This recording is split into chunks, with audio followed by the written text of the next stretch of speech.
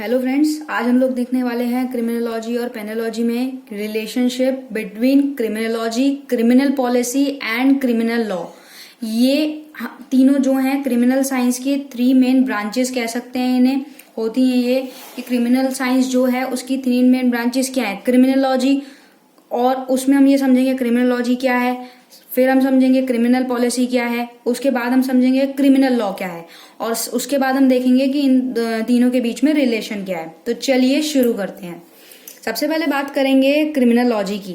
तो क्रिमिनोलॉजी हमने पहले ही पढ़ लिया है कि क्रिमिनोलॉजी क्या है। क्रिमिनोलॉजी वो कंसर्न है with the cause of crime, crime वगैरह कैसे होता है, क्रिमिनल्स और क्राइम के बीच में कैसे हम तरीके से डील करेंगे।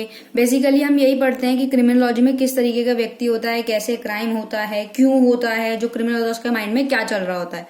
तो सबसे पहले हम बात करेंगे क्रिमिनोलॉजी में कि क्रिमिनोलॉजी की जो एक व्यक्ति होता है जो कि क्राइम करता है तो उसे हम क्रिमिनल कहते हैं। अब उसमें क्या है, उसकी दो कंडीशन होती हैं कि क्यों कोई भी व्यक्ति क्राइम क्यों करता है।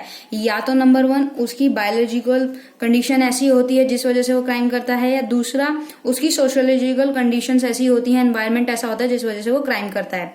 तो क्रिमिनल बायोलॉजी की हम बात करते हैं तो क्रिमिनल बायोलॉजी में यही चीज आती है कि कोई भी व्यक्ति, इसमें इन्वेस्टिगेशन किया जाता है कि कोई भी व्यक्ति अगर क्रिमिनल है, उसका बिहेवियर जो है क्रिमिनलिटी है, तो वो क्या है, बायोलॉजिकली है, उसका पहले से ही मेंटल और फिजिकल स्ट्रक्चर इस तरीके से है, इस तरीके से उसका मेंटल प्रिपेयर है वो, और फिजिकल उसके आसपास का है कि वो क्राइम करता है और वो अपराध की तरफ चला जाता है।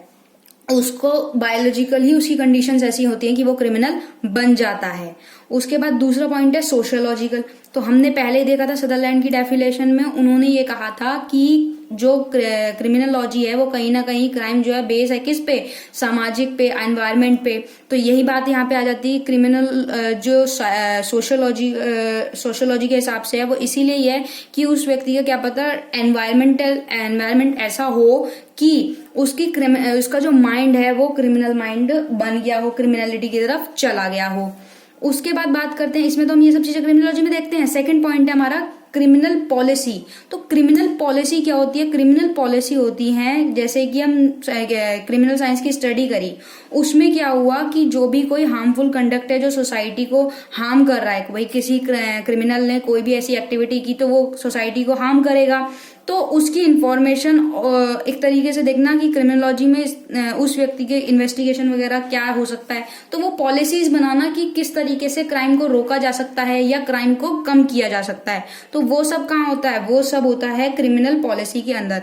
पॉलिसीज बनाई जाती हैं कि हमने भाई क्रिमिनोलॉजी में ये तो पढ़ लिया कि ये क्राइम होता है, इस वजह से एक व्यक्ति क्रिमिनल बनता है, या तो बायोलॉजिकल या फिर उसका सोसाइटी और एनवायरनमेंट का फर्क होता है। दूसरी बात आती है, अब वो बन तो गया, अब क्रिमिनल पॉलिसी क्या है, कैसे हम किसी भी क्रिमिनल को, उसके लिए पॉलिसी क्या हो सकती है कि अपराध कम हो जाए, सोसाइटी में जो हार्मफुल कंडक्ट कर रहा है वो ना करे और कम हो जाए, तो उसके लिए क्रिमिनल पॉलिसी बनती है किस किस तरीके से अपराध को, क्राइम को कम किया जा सकता है। तो उसके लिए दो पॉइंट है। पहला ये कि एप्रोप्रिएट एक मेजरमेंट होता है ऑफ सोशल ऑर्गेनाइजेशन का वेयर बाय हार्मफुल, कि किस तरीके से हार्मफुल है एक्टिविटीज है मे बी प्रिवेंटेड, किस तरीके की ये सारी चीजें हैं। दूसरा, the treatment to be according to those who have cause harm, वो ट्रीटमेंट कि हाँ भाई इस तरीके से जो हार्म कर रहा है उसके अकॉर्डिंग क्या क्या ट्रीटमेंट होने चाहिए कि जिस तरीके से हार्म जो है वो ना हो। तो ये बात आती है पॉलिसी में। तीसरा और लास्ट स्टेप होता है क्रिमिनल साइंस का, द क्रिमिनल लॉ। पता चल गया कि क्राइम कैसे होता है, क्रिमिनोलॉजी में हमने स्टडी कर लिया क्राइम कैसे होता है, क्रिमिनल कैसे बनता है, दो कंडीशन से बनता है, फिर उसके बाद क्राइम को रोकने के लिए पॉलिसीज वगैरह। उसके बाद थर्ड स्टेप होता है क्रिमिनल लॉ। क्रिमिनल लॉ में कैसे कि क्रिमिनल लॉ में अब लॉ पॉलिसी बना दी, पॉलिसी हम सबको पता है, पॉलिसी बन गई कि बस इस तरीके से क्राइम कैसे कम होना है।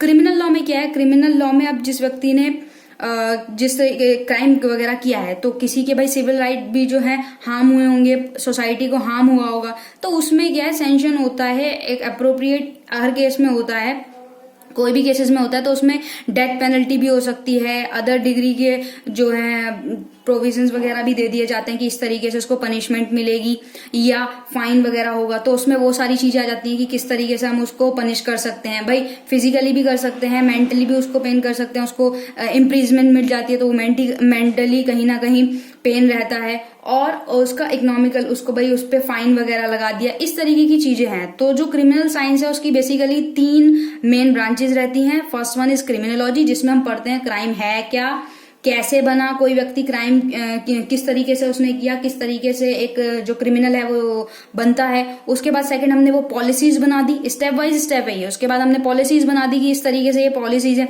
उसके बाद क्रिमिनल लॉ में हमने ये चीज देख ली कि पनिशमेंट कैसे होगी, किस तरीके से लॉ बना दिया कि भाई अगर तुम ये चीज करोगे ये गलत है, सोसाइटी के लिए हार्मफुल है, तो उसके लिए पनिशमेंट कैसे होगी, किस तरीके से आपका ट्रीटमेंट वगैरह, और ये सारी चीजें इसके अंदर आएंगी। वार्निंग वगैरह भी दी जाती है भाई। और सबसे मेन बात होती है क्रिमिनल पॉलिसी क्या है।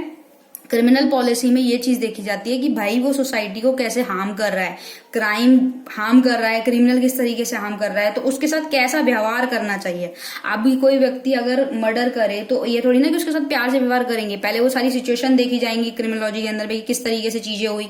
फिर सेकंड स्टेप वो पॉलिसीज वगैरह देखी जाएंगी कि भाई ये इस तरीके से उस क्राइम से रिलेटेड जो भी पॉलिसीज होती हैं। उसके बाद क्रिमिनल लॉ होता है, पॉलिसीज ही जो है वो लॉ ही तो बनती है एक तरीके से, तो एक तरीके से वो लॉ बनेगा कि हाँ भाई ये पनिशमेंट होनी चाहिए, या इस तरीके से फाइन लगा के, या फिर रेफर्मेटिव करना है, उसको सुधार तरीके से सुधारना है। जैसे बच्चों के लिए जो छोटे बच्चे क्राइम कर देते हैं तो उन्हें जुवेनाइल होम वगैरह भेज देते हैं कि जुवेनाइल होम में क्या है कि भाई तुम्हें सुधार का मौका मिलेगा ताकि अपनी लाइफ को पहले से बेटर कर सको। तो यही सारी चीजें हैं जो क्रिमिनल साइंस है उसकी 3 ही बेसिकली हमने पढ़ी हैं। बहुत ही छोटा सा ये टॉपिक, क्योंकि first one is criminology, second one is criminal policy and third one is criminal law. तो ये छोटे छोटे पॉइंट्स हमें पता होने चाहिए। तो आई होप ये आपको टॉपिक क्लियर हुआ होगा। वीडियो अच्छी लगी हो तो लाइक कीजिएगा और ज्यादा से ज्यादा शेयर कीजिएगा। Thank you so much.